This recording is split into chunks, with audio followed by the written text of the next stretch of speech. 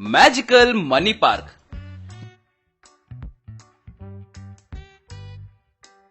दिल्ली के अपने farm house में मिनिस्टर महंती बैठकर रो रहा था।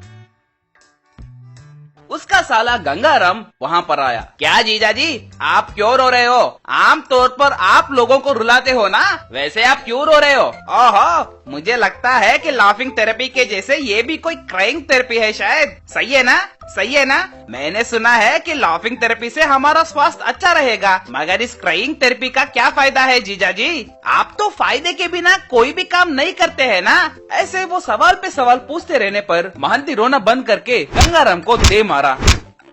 अरे बेवकूफ, इससे पहले हमने जो सरकार के पास से लोगों की भलाई कर रहे हैं यूं कहकर लिए पैसे और लोगों को धोखा देकर कमाए पैसे सारे अब करेंसी बदलने की वजह से सारे बर्बाद हो गए हैं। अब हमारे पास नया करेंसी भी ब्लैक मनी के रूप में बहुत जमा हो रहा है। उसका क्या करना है ये सोचकर मेरा भेजा गर्म हो रहा है रे। जीजा जी, आप अपने भेजे को ठंडा रखिए। मेरे पास एक चोरी जैसा आइडिया है। हमारे पास जो पैसे हैं उनसे हम एक मैजिकल मनी पार्क तैयार करेंगे, यानी पार्क में रहने वाले तरह तरह के खेलने वाले चीजों को हम करेंसी से बनाएंगे। तब लोग आकर उस मनी पार्क में अच्छे से खेल कूद कर घर जाएंगे। कहते ही फिर से महंत उसे दो झापड़ मारा। अच्छा है रे, पैसों से मैजिकल मनी पार्क को तैयार करने का आइडिया बहुत अच्छा है, मगर उससे हमें क्या फायदा? मेरे दादाजी मुझसे कहा करते थे कि बिना फायदे के कोई काम नहीं करना चाहिए, कहा गंगाराम तब। जीजा जी, किसने कहा कि हमें इसमें लाभ नहीं है? आप पूरी बात नहीं सुनोगे क्या? इस मैजिकल मनी पार्क में लोगों को वो जो भी खेल खेलेंगे वहीं के वहीं उन पर पैसे बरसेंगे। हम पार्क को उस तरह डिजाइन करवाएंगे। रे नालायक, हरदम लोगों को उपयोग होने वाले चीज डिजाइन करने को कह रहे हो। तुम्हारे इस कॉन्सेप्ट के वजह से हमें क्या लाभ है रे? मैं पूछता हूँ हमारा फायदा क्या है? तुम्हारे भेजे को वो समझ में नहीं आ रहा है। हरदम लोगों में पैसे बर्बाद करने की ही बात करते रहते हो। जीजा जी, यही है असली ट्विस्ट। इस मैजिकल पार्क के बारे में हम अच्छे से पब्लिसिटी देने के बाद लोग उसे देखने के लिए बड़ी तादाद में आएंगे, मगर वहाँ सभी को एंट्री नहीं मिलेगी। जो भी सोने के सिक्के से टिकट खरीदेगा उसे को एंट्री मिलेगा। तो हम उन पर सिर्फ रुपये बरसाएंगे जीजा जी, मगर हम लोगों से सोना हड़प लेंगे। सोना जीजा जी, सोना। खुशी से उछलकर महंत, वाह साले, अद्भुत आइडिया दिया है तूने। फिर देरी किस बात की? जल्दी जाकर उस मैजिकल मनी पार्क का डिजाइन बनाओ, जाओ। गंगाराम मैजिकल मनी पार्क का निर्माण किया।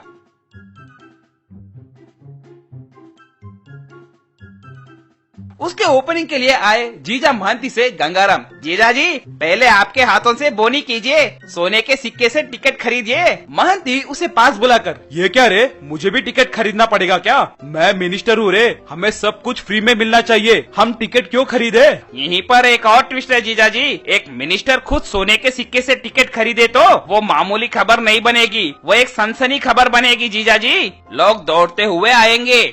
ऐसे सीधे सीधे कहो ना, गधे कहीं के। ठीक है ठीक है, कहकर गोल्ड कॉइन से टिकट खरीदकर अंदर गया और मैजिकल मनी पार्क में पैसों से बनाए तरह तरह की चीजों से खेलने लगा। वो खेल रहा था और पैसे उछलकर गिर रहे थे। बस उस पैसों के ढेर को देखकर महंती, वाह ये मैजिकल मनी पार्क क्या मस्त है रे। ऐसा पार्क शायद सिर्फ यही है, ये गरीबों के लिए बहुत काम आएगा। ऐसे खेलने के वजह से अपने शरीर को एक्सरसाइज के साथ साथ जेब भर के पैसे भी मिलेंगे, जो चाहे वो खरीद सकते हैं। यूँ भाषण देकर चला गया। उस दिन से उस पार्क में बहुत लोग आने लगे और उस मनी पार्क में खेलने लगे।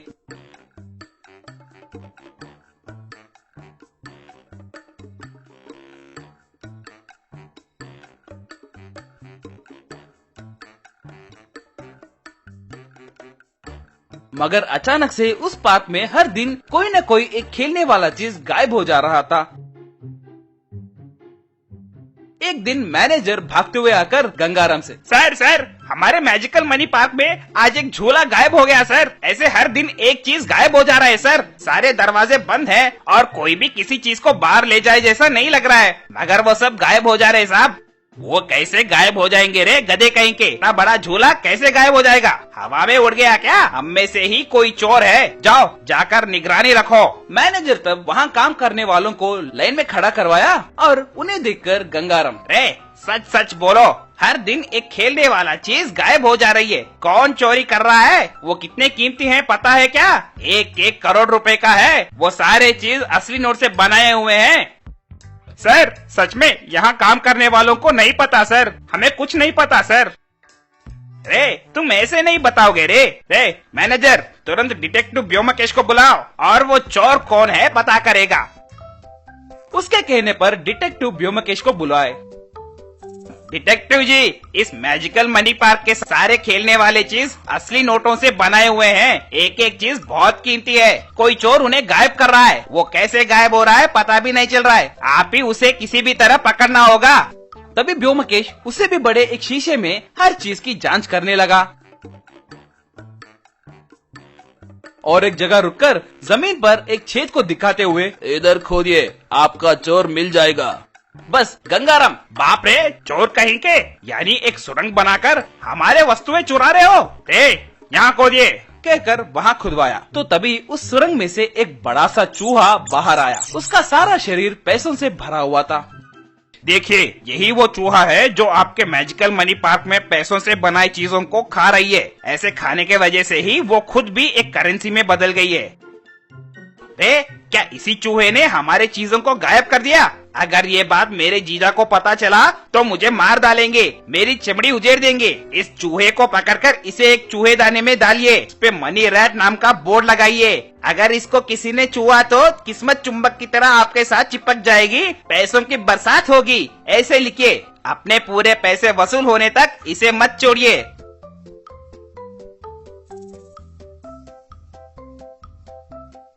कहकर उसे एक चूहेदानी में लगाकर उसके द्वारा भी पैसे कमाने लगे। मैजिकल जायंट की हाउस। मिर्जापुर के गांव में बलवंत और गोकुल कहकर दो लड़के रोड के ऊपर कचरा इकट्ठा करने वाले रहते थे। वे एक छड़ी को चुंबक बांधकर मिट्टी में खींचते हुए ले जाते थे। ऐसे उस चुंबक के पकड़ में आए लोगों को बेचकर उन पैसों से जीते थे।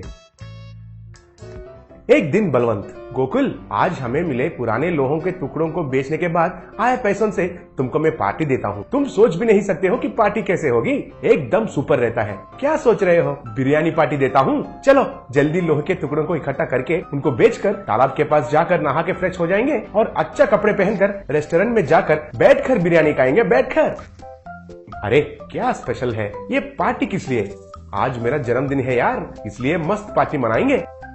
अरे किसी ने हमें पैदा करके रोड के ऊपर छोड़ दिए और हम अनाथ बन गए। ऐसे हमें ये जन्मदिन किस लिए रे? ऊपर से उसके नाम पे पार्टी भी नहीं। गोकुल, रोज कचरा इकट्ठा करना, बेचना, ड्रेनेज पाइप्स के अंदर सो जाना, ये सब ठीक नहीं लग रहा है यार। हम भी एक अच्छा सा घर बनाकर उसमें रहेंगे। अरे तुम्हारे बातें तो सुनने के लिए बहुत अच्छे हैं। रेस्टोरेंट में बैठकर खाना, हमारा खुद का घर रहना, सुनने के लिए तो बहुत बढ़िया है और ग्रैंड लग रहा है, लेकिन ये सब कैसे मुमकिन होगा यार? वो मुझे मालूम नहीं है, बस मैंने ऐसा सोचा अगर तुम्हें पसंद है तो रेस्टोरेंट में बैठकर बिरयानी खाएंगे। ठीक है बर्थडे बॉय, चलो आज धूप ज्यादा है लेकिन हम परवाह नहीं करेंगे और मिट्टी में ढूंढेंगे, लोहे के टुकड़ों को इकट्ठा करेंगे, उनको बेचकर पैसे कमाएंगे और पार्टी करेंगे। कहकर उस चुंबक छड़ी को मिट्टी में खींचते हुए जा रहे थे। तब उनको एक बड़ा सा लोहे का चाबी मिला। देखा तो वो बहुत बड़ा है। उसे देखकर बलवंत, अरे गोकुल, ये क्या है? देखो, हमारे छड़ी से भी बड़ा है। इतना बड़ा लोहे का टुकड़ा, बोले तो कम से कम आधा किलो तो रहता है। आज हम डबल बिरयानी खाएंगे। तो उस लोहे को अच्छे से जांच करके गोकुल, अरे ये तो लोहे का चाबी जैसा लग रहा है। अरे बाप रे, इतना बड़ा चाबी है तो वो लॉक कितना बड़ा होगा और कितना बड़ा दरवाजा होगा। मुझे तो ये महाराजाओं की जमाना का चाबी जैसा लग रहा है, नहीं तो इतना बड़ा कैसा रहता है। अरे हमारे पास तो घर नहीं है ना, और हमें कोई नहीं है कहकर हम दुखी हो रहे हैं। शायद भगवान हमें एक बड़ा सा घर देने वाला है। तुम्हारे मुंह अगर देना है तो हमें ऐसे भिखारी बनाकर ऐसे रोड के ऊपर क्यों छोड़ दिया? तुम्हें किसी अंबानी के घर में, मुझे किसी अमिताभ बच्चन के घर में क्यों नहीं पैदा किया? तब उस चाबी को देखकर बलवंत, अरे गोकुल, इसके ऊपर कुछ लिखा है। क्या है? पढ़ो।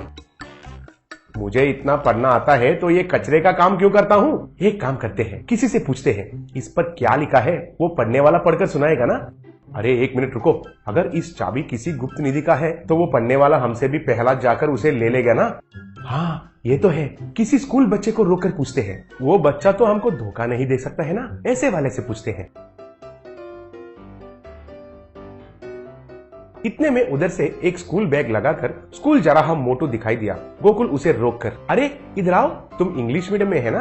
अच्छा पढ़ते हो क्या? मुझे तो लग रहा है कि तुम्हें पढ़ना नहीं आता है। अरे भैया, मैं तो बहुत अच्छे से पढ़ता हूँ और मैं क्लास में फर्स्ट हूँ।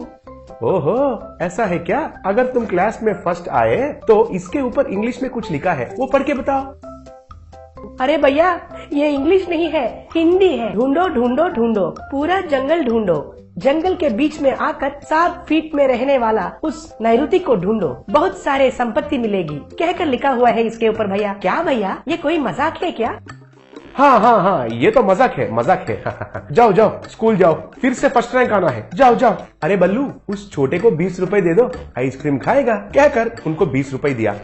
बाद में उस जेंट की को ले जाकर दोनों जंगल में गए। अरे हम जंगल के बीच में पहुंच गए। अब इधर से ये नैऋति 60 फीट में है। अरे ये नैऋति क्या होता है? अरे उस छोटू से पूछना था ना। अब देखो, हमारा जिंदगी अब कुत्ते का जिंदगी बन गया है। अब ये नैऋति क्या है पता नहीं है और हम उसे कैसे ढूंढेंगे? ऊपर से इस जंगल में किस कोने से कौन सा जानवर आकर हम पर वार करेगा कहकर मेरा सुसु भी निकल रहा है। अरे तुम ऐसे डाउट्स पहले पूछना था ना रे। अब हमें फिर से गांव में जाकर उस मोटू से कब पूछेंगे और फिर कब जंगल में आएंगे? सब बेकार में चला गया, कह रहा था।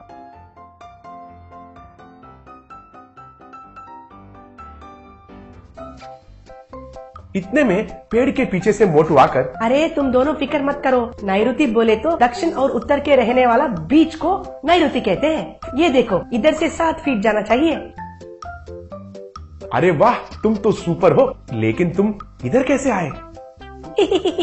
आप कुछ करने वाला है कहकर मुझे पता चला और वो क्या है पता करने के लिए आपका पीछा किया। अरे मोटू के बच्चे, इस मोटू को हम बिल्कुल विश्वास नहीं करना चाहिए। पकड़ो, इसको छड़ी से मारेंगे। जाने दो यार, अगर मोटू इधर नहीं आया तो हमें उस नैऋति के बारे में कैसे पता चलेगा? पहले उस नैऋति के पास जाएंगे, चलो।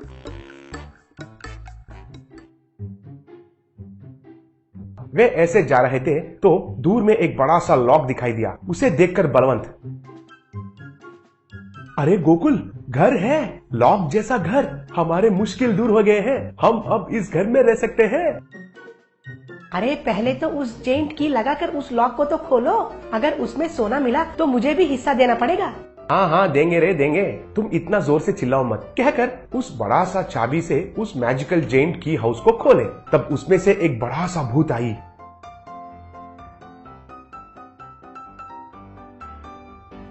और मोटू को खींचकर अंदर लेकर चली गई। बलवंत और गोकुल दूर भागकर देख रहे थे। अरे हम तो जैसे भी बच गए, लेकिन उस मोटू का क्या होगा? उसके माँ पिता ढूंढेंगे उसके लिए, कुछ ना करके उस मोटू को बचाना चाहिए। बाप रे, बचाना कुचाना कुछ भी नहीं, तुम जाओ। उस भूत को नहीं देखा क्या? कितना बड़ा है। उस मोटू को अब तो बिरयानी बनाकर खा लिया होगा। इतने में मोटू उनके पॉकेट्स में सोने के सिक्के भरकर बाहर आया। अरे मोटू, तुम बाहर कैसे निकले? वो भूत तुमको कुछ नहीं किया क्या? नहीं, वो तो मुझे कुछ नहीं किया। ऊपर से ये देखो, मेरे जेब में पूरे सोने के सिक्के भरकर भेजी है। आप भी जाओ। उस भूत को किसी ने इस मैजिकल जेंट हाउस में बंद करके रखे थे।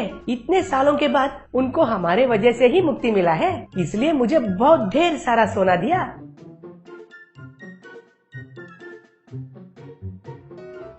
तब बलवंत और गोकुल दोनों मिलकर अंदर भागे और भूत से बलवंत, हेलो मैडम, भूत मैडम, आपका मुक्ति का कारण हम दोनों हैं। हम दोनों को भी आपको बहुमान देना पड़ेगा।